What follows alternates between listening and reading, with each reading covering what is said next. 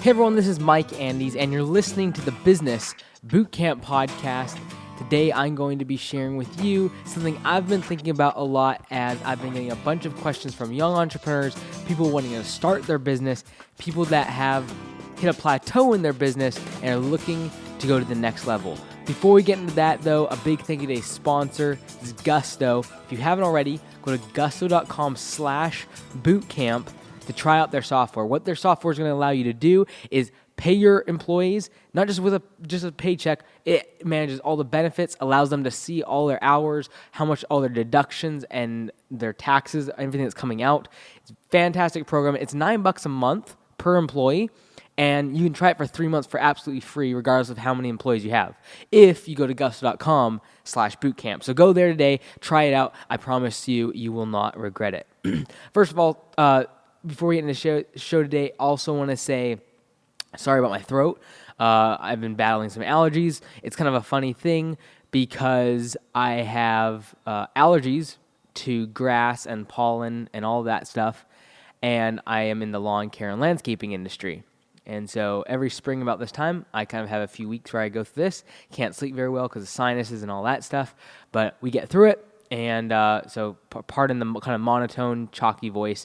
But today, I wanted to share, based upon some questions I've had recently, some conversations and phone calls that I've had with entrepreneurs and other small business owners from the Business Bootcamp podcast, from Landscape Business Course, and from Pro Plus. And so I want to just kind of talk about a couple of things that I've thought about, and I don't have any notes, or I don't know how long this is going to go. It shouldn't be too long, but I wanted to share for the person that's especially just starting out, for the person that is starting out or feels like they're at some sort of disadvantage.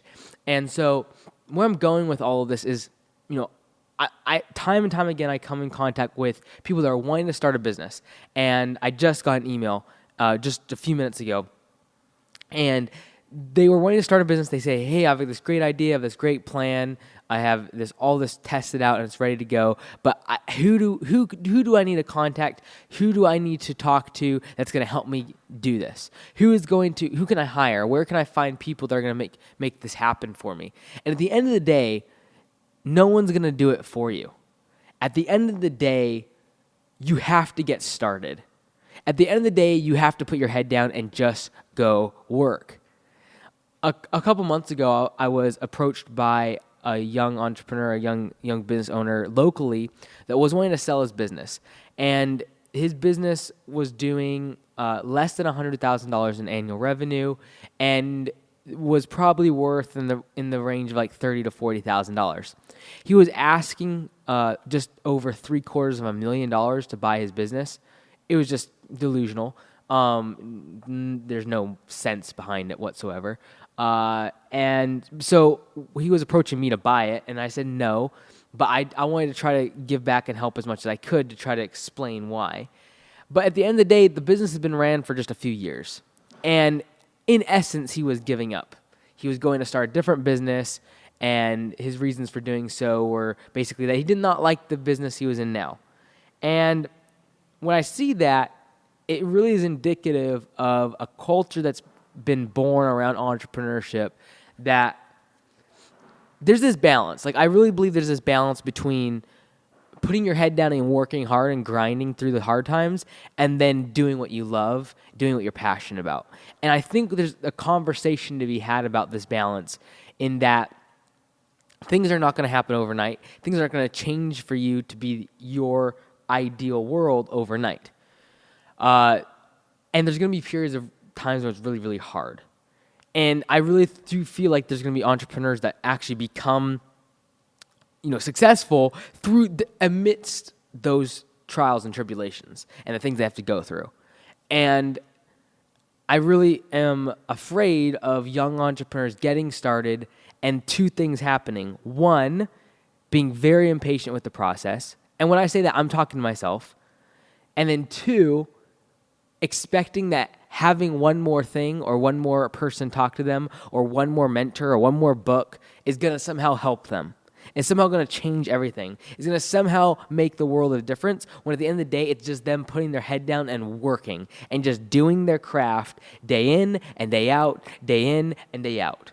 Not glamorous, not in front of cameras, not when everyone else is watching, not when everything's going good or there's lots of money in the bank or you're buying new houses and cars, but at 2 and 3 in the morning when it's a grind and you don't want to be doing it and it's not what you're passionate about, but you do it anyways. And so this week I had this phone call with an individual and was basically just trying to help him get his business going again. Like, it's kind of plateaued. It's really not being super profitable. And so just trying to help him make it better. And at the end of the conversation, I was like, look, I don't want, because he kept asking, like, who's gonna give me this information? Like, what book do I need to read? Who can help me do this with my business? Who can do my numbers? Who can figure out my numbers for me? And at the end of the day, I said, stop. Like, no one else is going to do this for you. No one's going to know your numbers in your business better than you. No one is going to be able to unlock there's no magic bullet in this thing called small business. You're going to have to put the work in. And yes, I'm all for learning and listening to audiobooks and listening to people who are really experienced and the great minds of business. I'm all into that. I do it every day. But at the end of the day, that's not what you need. One more book is not going to change your life. One more speech, one more YouTube video that's inspirational is not going to put your business in the place it needs to be successful. And I feel like because now there's such an influx of information in the past 10, 20 years where we have access to the greatest minds and the greatest mentors and the greatest books, and all of it is so accessible now, that you could literally have a full-time job just consuming that information without actually going out and doing the things they're talking about. The reason they become business icons, the reason they become legends, is not because they went and listened to everyone else. It's because they went out and did something.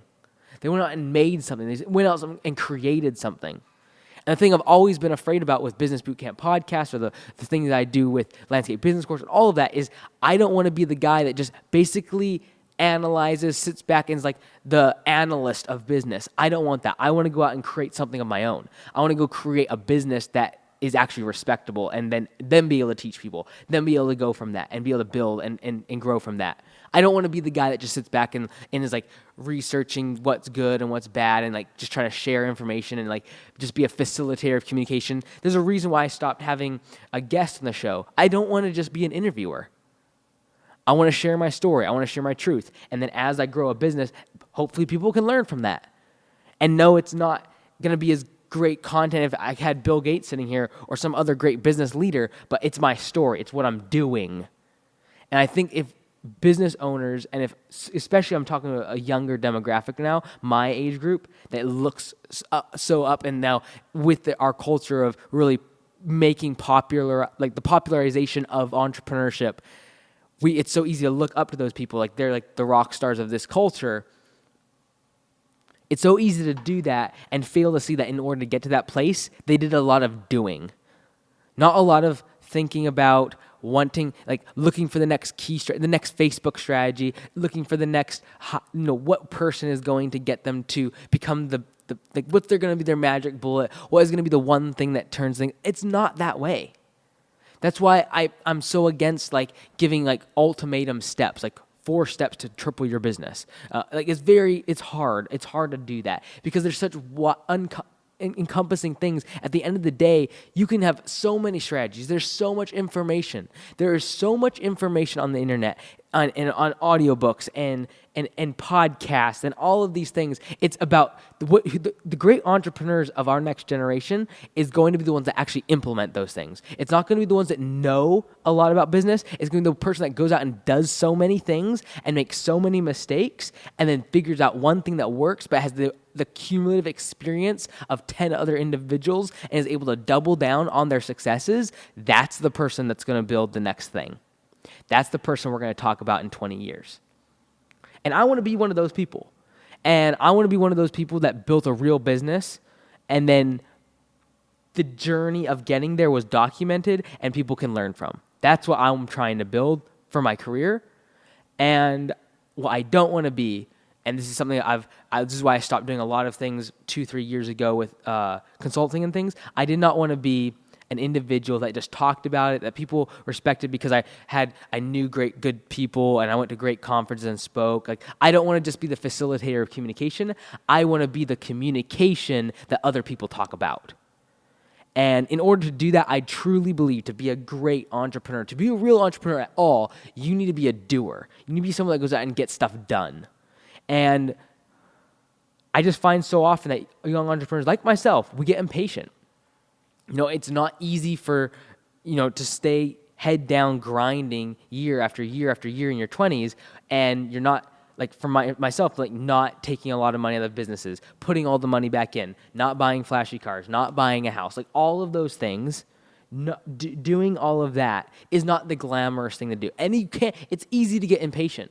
If you're out there now and you're in your 20s, 30s, even 40s, and you feel impatient, like, it's a natural thing. And it's not easy to stay patient. It's not easy to, from the outside, people think you're so successful and have a lot of money, and yet you know that you're putting every penny back in the business, that you're still it's still tight because you're investing so much heavily into the growth of the company and into the individuals on your team, and you're pouring it all back in. Like, that's not an easy thing to do. It's not easy to stay in that position long. It's not. But the people that stay in that position, they're the ones that break through. The people that give up, the people that are always looking for the next thing and they're just jumping from one to the other, they never master anything. They never figure out to break through the sound barrier. It takes a lot of energy. To break through the sound barrier takes a lot of energy, and to break through the success barrier, if you want to call it that, is going to take a lot of energy. It's going to take a lot of patience. It's going to take a lot of just pounding and grinding to break through that barrier. It's going to take a lot of not wanting to do the things that you want to be doing and knowing that there's other things you could be doing that would be easier in a lifestyle that would be much easier for you, your family, etc. But you will break through those things and be patient to get through those times. And so if this episode is for anybody, it's for the person that's in my shoes somewhat. Impatient, but yet you're still grinding it out. You know you're not exactly where you want to be, but yet you know what you're doing today is going to set the framework for what you're doing in 10 years. And so you stay patient. And what I'm afraid of is that the culture of entrepreneurship that says do what you love, do what you're passionate about, and if you don't like your job, stop tomorrow. What I'm afraid of that is that people don't break through the sound barrier and they give up just before or way too soon, and they never actually get to the place they want to be at. They never get to a hypersonic speed. They never break through that sound barrier. Like, if you're going to go 5,000 miles an hour, you got to break through the sound barrier at 500. You got to get through it.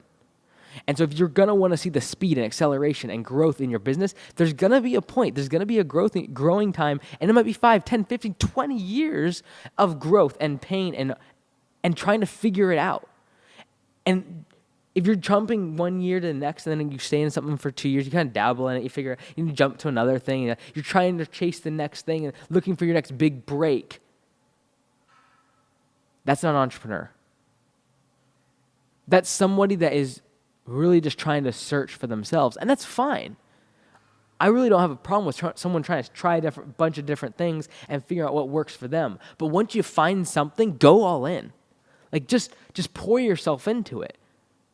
Learn, yes, absorb from other people. Look for a great hire. Look for someone that you can bring on your team. But don't think that those things are going to solve your problems. Don't think that the one thing, there's never one thing. There's always pieces of the puzzle and different parts of the team and different circumstances and opportunities that come. And then there's pivots and there's turns.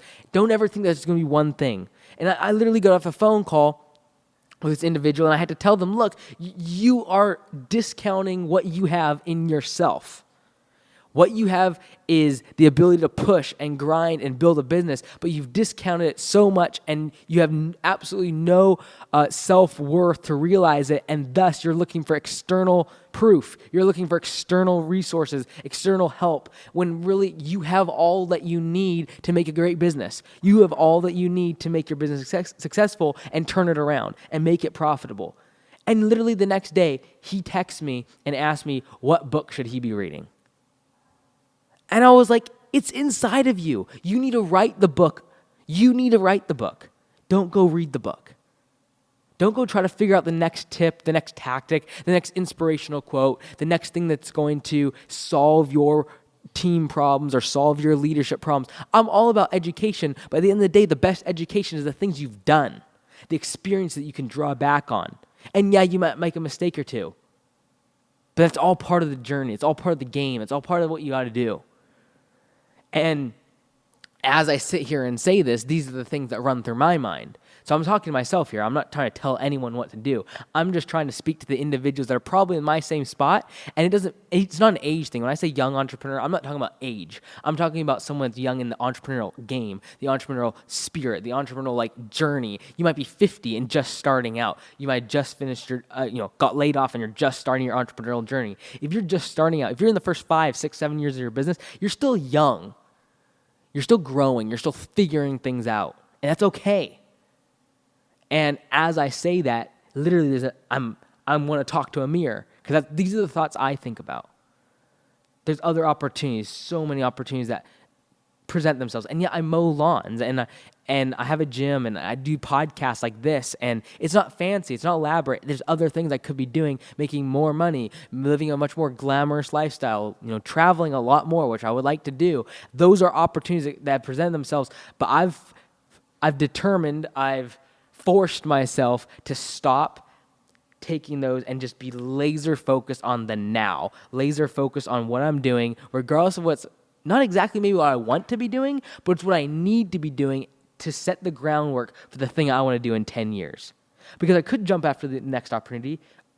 I could go after the next thing that presents itself. I could jump from where I'm at now to another boat and jump back and forth, or I could stay on one and set the track, set the course, and make the story of my book a little more interesting from the standpoint that it wasn't jumping and back and forth and going and trying to figure it out. No one else gave me anything. You figured it out yourself. You did it yourself. And I encourage you to be a doer. Yeah, I appreciate all the nice comments and the feedback of people listening to this podcast, but my podcast, my books, whatever I talk about is not going to be the thing that makes your business successful. You're going to be the one that pushes through.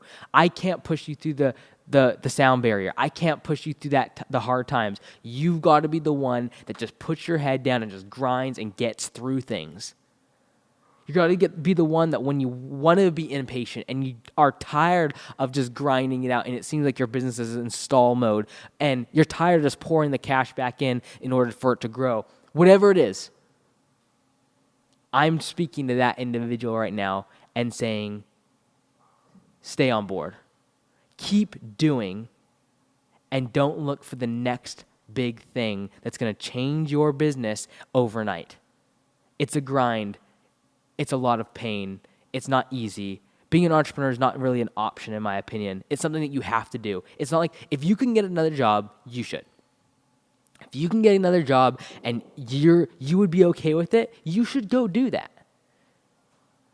It's not easy to work a long, long week, crazy hours, lots of stress, and not make money. Yeah, there's weeks where you make a lot of money. It makes up for it, and it's fine. You have run a profitable business. But it's not easy in the micro. It's not easy to be patient, losing money, working crazy hours.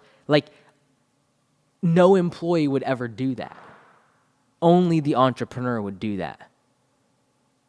And so I really empathize with entrepreneurs, and I don't know where this is going, but I know I've talked about this a lot more, and a lot of people have started communicating with me about this whole subject of young entrepreneurs and the mental health of those entrepreneurs and what it means to be failures in this community of being a small business owner and the whole internet entrepreneur thing. And so I've got a lot of feedback about it, and I've been more and more transparent about the way I'm feeling towards it, and the more and more I feel about some of the cultural implications we've surrounded the entrepreneurship community with in the past 20, 30 years. And so it's really interesting. I don't know where it's going. It's something I want to talk more about in terms of whether it be mental health, depression, when the next recession happens, there's going to be so many young entrepreneurs, small business owners going to go out of business. But this time it's going to be different because they didn't start the business out of a passion for business. They didn't start it out of the fact that they were just an purebred entrepreneur. Like, they started because it looked good, or because they wanted to drive the flashy car, or they wanted to have the entrepreneur lifestyle, or put entrepreneur in their Instagram handle, like, and in their bio. And I just don't see them being able to live through it in their mind. Like, in their mind, being able to comprehend and being able to live with themselves when it falls apart. And so it's an interesting subject, something I'm thinking about a lot more. And I don't even know what this episode is necessarily about. It's just stuff I've been thinking about. So hopefully that helps somebody. And if you're in my shoes right now and you're feeling a little bit impatient, I just encourage you, put your head down, keep grinding. You've been listening to Mike Andes, the Business Bootcamp Podcast.